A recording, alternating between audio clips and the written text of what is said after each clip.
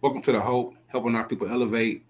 If you are new here, we uncover the untold stories of history, how they've shaped our world, and what we can do to move forward.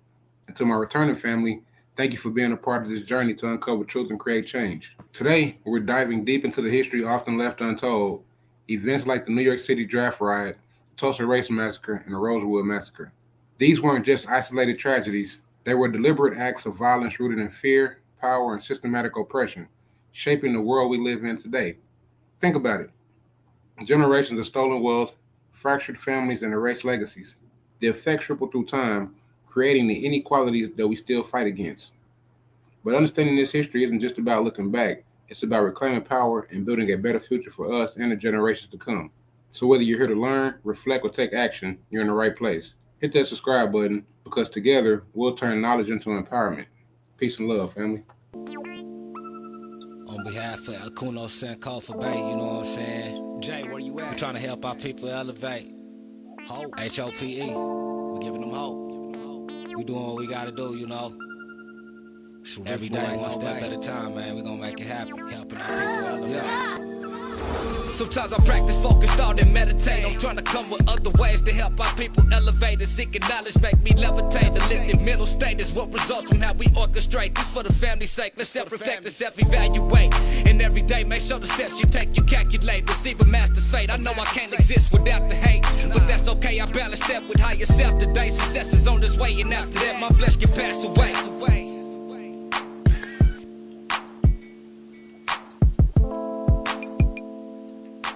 To bring tensions to a head, on July 11th, 1863, facing a dire shortage of manpower in the fight against the Confederacy, Lincoln's government enacted a lottery draft, which allowed wealthy men to avoid conscription by paying a fee of $300, or roughly $6,200 in today's currency, forcing the onus of military service to fall heavily on poor working-class men. For the first 24 hours, New York City divided pre-Civil War. As the business capital of the nation, New York City had not welcomed the onset of the Civil War, as it meant losing the South as an important trading partner. Cotton was an extremely valuable product for New York's merchants. Before the Civil War, cotton represented 40% of all the goods shipped out to the city ports. And long after the slavery trade was made illegal in 1808, the city's underground market and enslaved people continued to thrive. When the Civil War broke out in 1861, there was even talk about New York seceding from the Union itself, so entwined were the city's business interests in the Confederate States. As the war progressed, New York's anti-war politicians and newspaper kept warning its working-class white citizens, many of them Irish or German immigrants, that emancipation would mean their replacement in the labor force by thousands of freed enslaved people from the South. In September of 1862, President Abraham Lincoln announced the Emancipation Proclamation, which would take effect early the following year, confirming the workers' worst fears. At the time, Lincoln's decision for emancipation sparked protests among workers in the city, as well as soldiers and officers in New York's regiments who had signed up to preserve the Union, not to abolish slavery. New federal draft laws sparked unrest. Facing a dire shortage of manpower in early 1863, Lincoln's government passed a new strict conscription law, which made all male citizens between 20 and 35 and all unmarried men between 35 and 45 subject to military duty. Though all eligible men were entered into a lottery, they could buy their way out of harm's way by hiring a substitute or paying $300 to the government, roughly $5,800 today. At the time, that sum was the yearly salary for the average American worker, making avoiding the draft impossible for all but the wealthiest of men. Compounding the issue, black men were exempt from the draft as they were not considered citizens. Riots over the draft occurred in other cities, including Detroit and Boston, but nowhere as badly as in New York. Anti-war newspapers published the attack on the new draft law, fueling the mounting anger of white workers, leading up to the city's first draft lottery on July 11, 1863. Riots began. For the first 24 hours after the lottery, the city remained suspiciously quiet, but rioting began early on the morning of Monday, July 13th. Thousands of white workers, mainly Irish and Irish American, started by attacking military and government buildings and became violent only towards people who tried to stop them, including the insufficient number of policemen and soldiers the city's leaders initially mustered to oppose them. By that afternoon, however, they had moved on to target black citizens' homes and businesses. In one notorious example, a mob of several thousand people, some armed with clubs and bats, stormed the Colored Orphan Asylum on 5th Avenue near 42nd Street, a 4-story building housing more than 200 children. They took bedding, food, clothing, and other goods and set fire to the orphanage, but stopped shortage of assaulting the children, who were forced to go to one of the city's almshouses. Riots caused violence and bloodshed. In addition to black people themselves, rioters turned their rage against white abolitionists and women who were married to black men. White dock workers, long opposed to the black men working on the docks alongside them, a demonstration against employers hiring black workers on the docks had turned violent in early 1863. It took the opportunity to destroy many other businesses near the dock that catered to black workers and attack their owners as part of their efforts to erase the black working class from the city. By far the worst violence was reserved for black men, a number of whom were lynched or beaten to death with shocking brutality. In all, the published death toll of the New York City Draft Riot was 119 people, though estimated the actual number of people killed reached as high as 1,200. So you've got the Army posted throughout the South. Another arm of the federal government that was active in these post-war months in the South was the Freedmen's Bureau. The Freedmen's Bureau was a federal agency created by Congress when the war ended, and its purpose was to assist the freed slaves in their transition from slavery to freedom. The Freedmen's Bureau had even more authority than the Army to intervene in matters. The Freedmen's Bureau report on the Memphis Race Riot of 1866. In early May of 1866, the city of Memphis, Tennessee, erupted in 3 days of racial fighting that left 48 citizens dead, 46 blacks, and 2 whites. In response, General Oliver O. H. Howard, commissioner of the Freedmen's Bureau, ordered an investigation into the causes of the riot. The Freedmen's Bureau, established in March 1865 to help the formerly enslaved people in the South transition to freedom. The Bureau was concerned about the freedmen's safety. It authorized an investigation of the cause, origin, and results of the Memphis violence. Presented in a report written by Colonel Charles F. Johnson, Inspector General of the states of Kentucky and Tennessee, and Major T.W. Gilbreth, an aide-de-camp of General Howard, the investigation concluded that such an intense general fleeing of hostility existed in Memphis between the whites and blacks that only the slightest provocation was necessary to spark a riot. One provocation occurred on April 30th when 3 black men and 4 Irish policemen engaged in a street fight. The next day, an estimated 50 blacks attempted to prevent a white officer from arresting a black ex-soldier. Shooting erupted, sparking the ensuing riots. The situation in Memphis was volatile for months before the riot. The city's free black population had quadrupled following the end of the Civil War in April 1865, creating pressure for jobs and housing. Many new black inhabitants were civil rights veterans living in South Memphis near Fort Pickering. They refused to accept second-class citizenship after contributing to the Confederacy's defeat. Almost simultaneously, the city's immigration population was exploding, mostly from recent Irish immigrants who also needed jobs and housing. Many of those Irish found job employments as police officers and firemen, while blacks found jobs in manual labor. Blacks resented the Irish being in a position of authority, and the Irish cops exhibited racial bias towards blacks. The report also considered national politics. The Memphis riot, as well as those in New Orleans 12 weeks later, occurred during a political battle over Reconstruction policies. Radical Republicans in Congress called for a more punitive approach to the former Confederates. In contrast, President Andrew Johnson's policy accepted ex-Confederate control of reconstructed Southern state governments suggests to many Americans that the president's policies were failing. Radical Republicans argued that the riots called into question the Freedmen's Bureau's ability to protect black people in the South. They therefore wished to maintain and strengthen the federal military presence in the region. Johnson and Gilbert's report to General Howard did not include specific policy recommendations or reforms. It highlighted the underlying racial tensions in southern cities that foreshadowed how difficult winning the peace will become. The immediate cause. On the evening of April 30th, 1866, several policemen came down Causey Street and meeting a number of Negroes forced him off the sidewalk. In doing so, a Negro fell and a police officer stumbled over him. The police then drew their revolvers and attacked the Negroes, beating them with their pistols. Both parties then separated, deferring the settlement by mutual consent to some future time. On the following day, May 1st, during the afternoon between the hours of 3 and 5, a crowd of colored men, principally discharged soldiers, many of whom were more or less intoxicated, were assembled on South Street in South Memphis. 3 or 4 of these were very noisy and boisterous. 6 policemen appeared on South Street. 2 of them arrested 2 of the Negroes and conducted them from the ground. The others remained behind to back the crowd when the attempt was made by several Negroes to rescue their comrades. The police fell back when a promiscuous fight was indulged in both parties. During this affray, one police officer was wounded in the finger, Another, Stephen, was shot by the accidental discharge of his pistol in his own hand and afterwards died.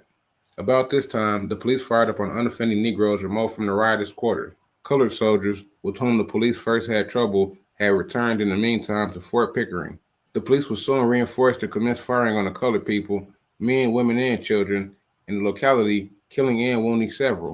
In 1868, St. Bernard Parish was home to the deadliest massacre in Louisiana history. This massacre occurred during the Reconstruction era, only days before the presidential election of 1868. As Black men gained their rights to vote, the white Democrats were fearful that they were going to lose their majority. Armed groups mobilized. Following the Civil War, as freedmen gained their rights to vote, white Democrats of the St. Bernard Parish in Louisiana and throughout the South were afraid of losing their majority and thus their power toward the Reconstruction efforts. In late October of 1868, armed groups of white men mobilized to suppress the recently emancipated voters in the hopes of regaining their way of life turned upside down by the Civil War and Reconstruction. It was just days before the presidential election between Ulysses S. Grant and Ontario Seymour, which would decide the fate of the Reconstruction in the South. On October 25, 1868, the first blood spilled in the St. Bernard Parish Massacre. Days later, Freedman Lewis Wilson was struck down from his horse and thrown into a makeshift prison by a group of white Democratic vigilantes. Free people were dragged from their homes and murdered in cold blood. The reported number of those killed varies from 35 to over 100. Many who escaped death did so by fleeing to the cane fields where they hid for days. Over 60 freed people were arrested after the atrocities, while not a single perpetrator was questioned. While the gruesome nature of the tragedy was swept under the rug, the implication reverted throughout the South for generations. Grant received only one vote in St. Bernard Parish as Seymour swept the state. As historian John C. Rodriguez puts it, Republicans captured the presidency in 1868, but white terror carried the day in Louisiana. Despite the federal investigation, no one was arrested for the killing of the freed people. Black survivors identified white neighbors as their assailants, but no justice was sought. Instead, more than 60 free people were arrested by local authorities and vigilantes for the killing of Pablo San Floyd. Over time, the massacre faded into obscurity. To this day, its only physical reminder is the tombstone of Pablo San Floyd, located in St. Bernard Cemetery, which reads, Pablo San Floyd, assassinated by slaves and cited by Catterbag Rule, died October 1869. On April 13, 1873, the infamous Colfax Massacre occurred. During the tumultuous period of Reconstruction, the battle for civil rights still raged in the southern states. White Southerners who were bitter about the Confederacy's loss after the Civil War tried desperately to retain white supremacy throughout the region through both legal and violent means. This era saw the birth of the Ku Klux Klan. On Easter Sunday of 1873, a group of whites armed with rifles and a small cannon attacked a group of black militiamen at the courthouse in Colfax, Louisiana. The Colfax Massacre of 1873. An armed group of white supremacists attacked the courthouse guarded by a mostly black militia in the town of Colfax, Louisiana on April 13, 1873. A bloodbath ensued as the militia surrendered and the white supremacists carried out a day-long campaign of terror that came to be known as the Colfax Massacre. In the years following the U.S. Civil War, a number of freedmen and white candidates sympathetic to the cause of racial equality were elected to office across the South. This progress stirred up deep resentment among white Southerners, bitter over the loss of the Civil War and eager to once again enshrine white supremacy into law. During this period, known as Reconstruction, federal troops were stationed throughout the South to pacify the region and protect elections. The Enforcement Acts of 1870 and 1871 prohibited people from congregating with the purpose of disrupting an election and gave the federal government the authority to use its troops in defense of African Americans and their recently granted constitutional rights. The 1872 Louisiana gubernatorial election resulted in both sides claiming victory. The segregationist and Reconstructionist sides fought a legal battle as well as the physical battles, sending armed men to occupy various government buildings.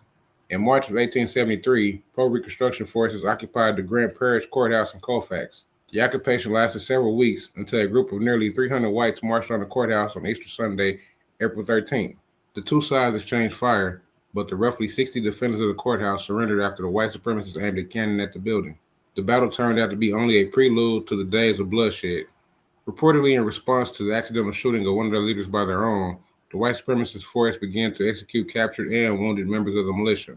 They then spread out into town, indiscriminately murdering black residents of Colfax. By the time Louisiana State Militia arrived on April 14th, an estimated 150 people had been killed. An exact count was made difficult by the hiding of the many bodies. Nearly all the dead were African American, while only 3 were white. The state made no arrests, but federal troops arrived a few days later and arrested 97 white men in connection with the massacre. Several of them were convicted of crimes under the Enforcement Act, but were released when the Supreme Court declared the law unconstitutional.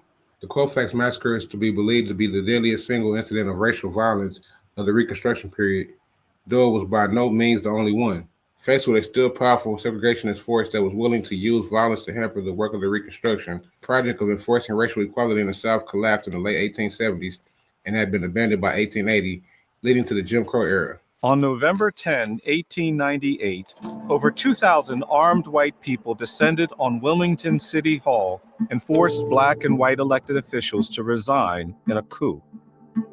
At the time, Wilmington, North Carolina was home to a prosperous community of black business owners, doctors, lawyers, and politicians. In the days leading up to the 1898 election, white groups known as red shirts organized to intimidate black voters.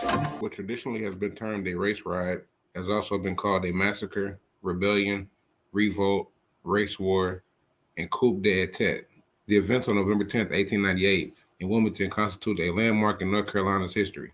Over a century later, some details are still in question. The number of casualties, for example, range from the coroner's 14 to unconfirmed reports of scores or even hundreds of deaths.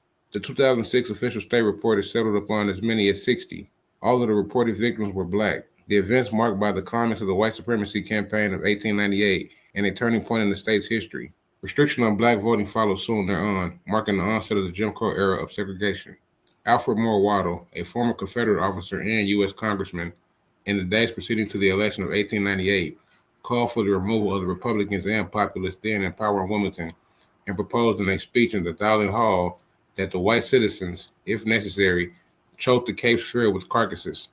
What had particularly interested these Waddle and others was the publication in August of an editorial in the Daily Record, a local black-owned newspaper. Alex Manley of 1866 to 1944, the editor, charged that poor white men are careless in the matter of protecting their women, and that our experience among poor white people in the country teaches us that women of that race are not any more peculiar in the matter of clandestine meeting with colored men than the white men with colored women. The sexually charged editorial, reprinted across the state, provided Democrats with an issue to inflame racial tensions as election day approached. Yet the day passed without notable incident. At 8 a.m., 2 days later, about 500 white men assembled at the armory of Wilmington Light Infantry, and, after several others declined, Waddle took on the task of leading them to the Daily Record office in Free Love Hall, 4 blocks south of 7th Street between Nunn and Church Streets. The crowd swelled up to perhaps 2,000 as they moved across town. Manley, in the meantime, had fled the city, as had numerous other blacks in expectation of violence. The mob invaded the building, a fire broke out, and the top floor of the building was consumed. The crowd posed for photographs in front of the burnt-out frames. Within hours, violence had spread to other parts of the city. Now, we just getting into the 1800s. I think I'm going to do a part 2 to this for y'all family. But can you imagine what our ancestors went through during these time frames? Now, I've gone back to the 1700s, but I wasn't going as deep as I'm going into this one. So make sure y'all hitting that subscribe button. But can you imagine what the elders went through? Let's continue. Occurred September 22nd through 24th in 1906. There was a lot of tension in the air amongst whites and blacks. There were several causes of the race riot. There was job competition for the first time between whites and blacks, and this frustrated a lot of whites. People like Alonzo Herndon would frustrate whites because there became this kind of a social elite class of blacks who were doing well, better than some of the whites. The Atlanta Race Riot. In September 1906, a riot broke out in Atlanta in response to unfounded allegations published in the city's newspaper that a group of black men had been assaulting white women. Thousands of whites roamed the streets, damaging black businesses, assaulting and severely beating African Americans. It is estimated that 25 to 40 African Americans were killed. The causes of the riots were more subtle and complex than the newspaper's reports of violence. Since emancipation, Atlanta had become a city where African Americans could achieve middle-class success. Although within constraints of segregation, black men and women in Atlanta owned businesses, built stately houses, educated their children, and held memberships in social clubs and charity groups. Black wage workers saw their neighbors achieve higher status, and they too expected improvements in their conditions. White anger rose in reaction to African Americans' progress in the growing black middle class, increasing racial tensions in the city. The gubernatorial election of 1906 was contributed to the racial tension. Both of the candidates for the Democratic nominations, M. Hoke Smith and Clark Howell, ran campaigns against black Atlanteans in a negative light, stirring up fear among whites that their way of life was threatened by the black votes. The kind of explosive violence of the 1906 race riot called the terms of the Atlantic Compromise into question, and the philosophy of activists like W.E. Du Bois, who envisioned equal rights, grew in popularity.